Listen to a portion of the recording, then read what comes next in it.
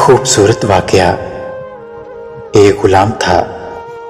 ایک دن وہ کام پر نہ گیا تو اس کے مالک نے سوچا کہ مجھے اس کی تنخواہ میں کچھ اضافہ کر دینا چاہیے تاکہ وہ اور دل جمی سے کام کرے اور آئندہ غائب نہ ہو۔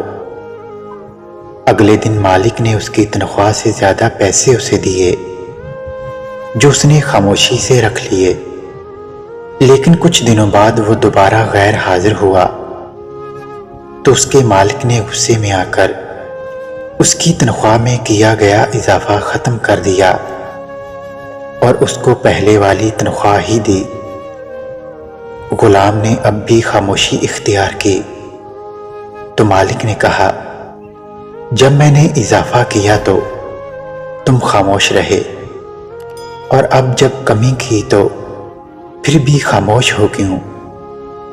تب غلام نے جواب دیا، جب پہلے دن غیر حاضر تھا تو اس کی وجہ بچے کی پیدائش تھی، اور آپ کی طرف سے تنخواہ میں اضافے کو میں نے وہ رزق خیال کیا جو وہ اپنے ساتھ لے کر آیا، اور جب میں دوسری مرتبہ غیر حاضر تھا تو اس کی وجہ میری ماں کی وفات تھی، اور آپ کی طرف سے تنخواہ میں کمی کو میں نے وہ رزق خیال کیا جو وہ اپنے ساتھ واپس لے گئی۔